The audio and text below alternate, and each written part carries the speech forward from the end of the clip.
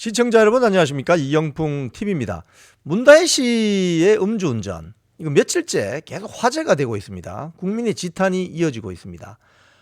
당초 이 공개된 CCTV나 이런 걸 보면 문다혜 씨가 뭐 새벽 한 2시 반 넘어서 비틀거리면서 나와서 자신의 그 캐스퍼 승용차에 타서 이 음주운전을 하는, 그리고 앞차가 뭐 서면 자기도 브레이크를 꽉 밟았다가 한참 뭐 한 1분 이상 있다가 또 뒤따라가는, 그래서 교차로에서 뭐 이 깜빡이를 잘못 켜고 뭐 좌회전을 한다든지 이런, 거기서 이제 충돌 사고가 나서 택시 기사가 신고를 했고 경찰에 파출소로 가서 음주 측정을 받았고 뭐 이런 겁니다, 내용이.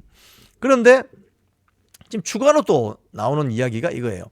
그러니까 이 서울신문 단독 보도라고 나왔는데, 문다혜가 처음에 이제 이 이태원에 간 것은 그 이제 CCTV가 그 많이 달려 있잖아요. 그래서 이 좀 여러 기자들이 가서 그 CCTV를 많이 확보하는 것 같아요. 가령 개인이 설치한 CCTV 같으면 그 어떤 동의를 받아서 한번 볼 수도 있겠죠. 뭘 공개하는 건 그다음 문제입니다만은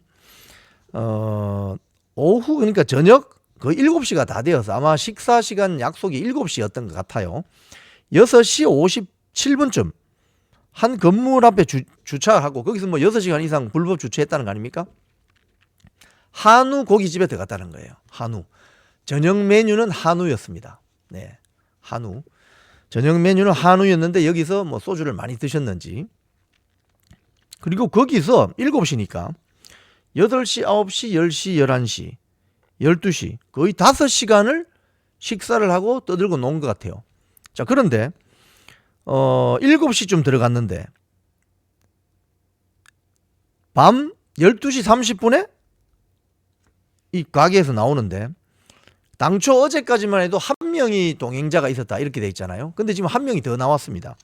2명의 남자와 식당을 빠져나오는 모습이 CCTV에 포착이 되었다는 거예요. 그리고 이 가게는 이태원 파출소에서 도보로 한 350m 아주 가까운 데 있는 거죠.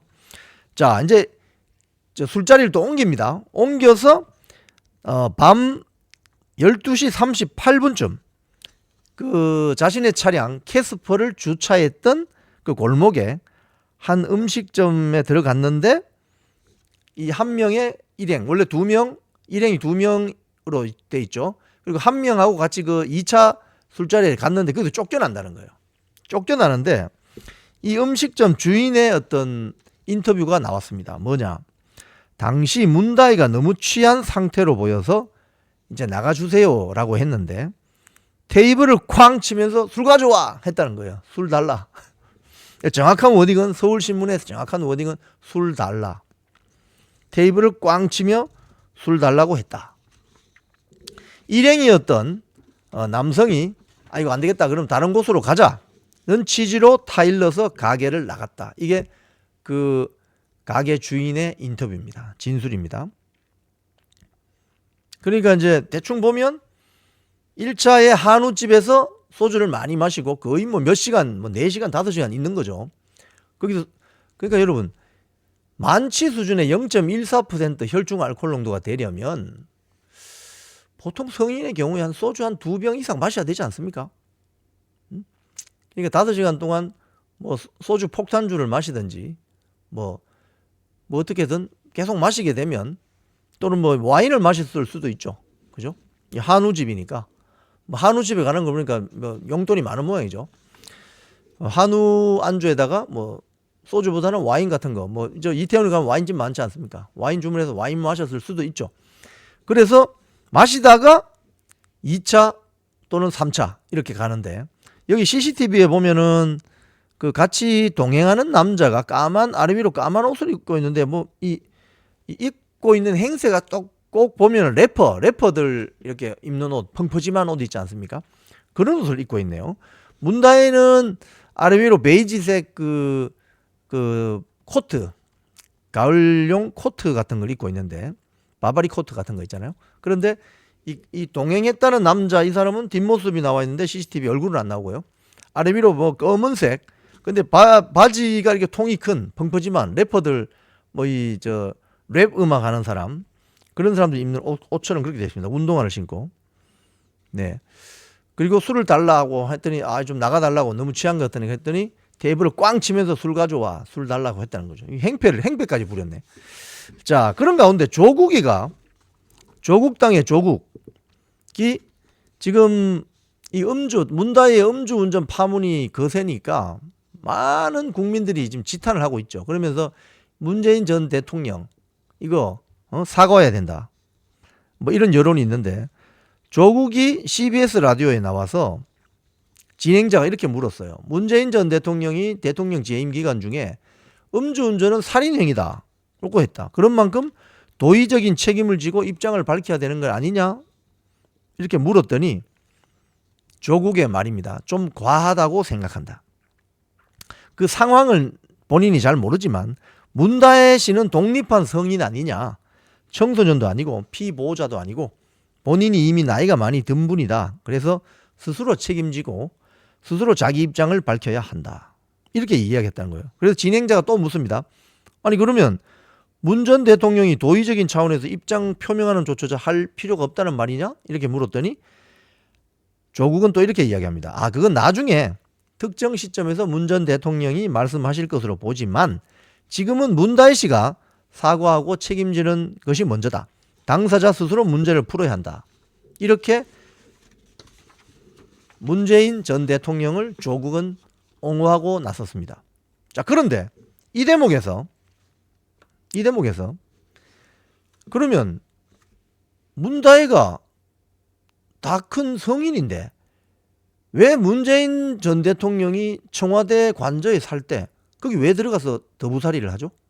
왜 더부살이를 했죠? 그게 성인이에요? 그 성인의 뭐 독립한 성인의 모습이에요? 그게? 이 기사에서도 언론도 이런 지적을 합니다.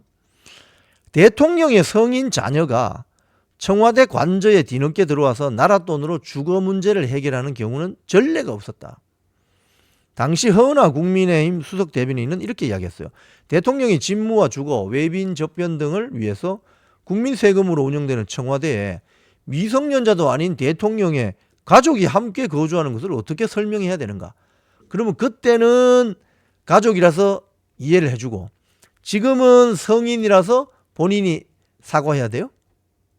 그러니까 말이 안 맞는 거죠. 그러니까 조국이나 뭐 이 좌파 세력들은 모든 기준이 그때그때 달라요고 내로남불입니다. 내가 하면 로맨스, 남이 하면 불륜. 내 자식이 음주운전하면 로맨스, 남의 자식이 음주운전하면 그거는 살인행위. 이거죠. 이런 식이죠. 당시에 윤건영 민주당 의원도 이런 이야기를 한 바가 있다고 합니다. 그때 당시 이게 문재인 정권 초기에 국정상황실정이었죠. 문재인의 최측근이었죠. 언제부터 부모 자식이 함께 사는 것이 찬스가 되었느냐. 하다하다 이제는 부모님과 함께 사는 것조차 트집을 잡는다. 솔직히 말해서 딸이 친정에 와서 있는 것 아니냐. 어유 대단하시네. 그런데 지금 여기에 이 문다혜의 음주운전에 대해서 윤건영은 뭐 어떤 멘트를 합니까? 전혀 안 하죠. 이런 식이라는 거예요. 지금 그 문다혜의 이 음주운전 사건은요, 전 국민적인 공분을 불러일으키고 있습니다. 저 문다혜 지금 용산경찰서 아직 출석도 안 했어요. 만취운전, 버젓이 만취해서 비틀비틀 차를 몰고 그거 정말 막 위험하기 짝이 없는 그 순간순간 그 모습을 보면서 가슴이 덜컥하는 거죠. 그 만약에 인명피해라도 났으면 어떻게 될 뻔했어요. 그리고 음주운전은 통계가 나와 있습니다. 음주운전하는 사람의 절반 정도는 다시 음주한다는 거예요. 핸들을 또 잡는다는 거예요. 그렇기 때문에 문다혜 씨가 이번이 첫 음주 적발이냐 이것도 궁금하다는 거예요. 자, 이런 국민적인 공부를 받고 있기 때문에 문다혜 씨는 즉각 사과해야 되는 것은 물론이고 문재인 전 대통령도 입장 표명을 해야 된다고 생각합니다. 지금까지 이영풍TV였습니다.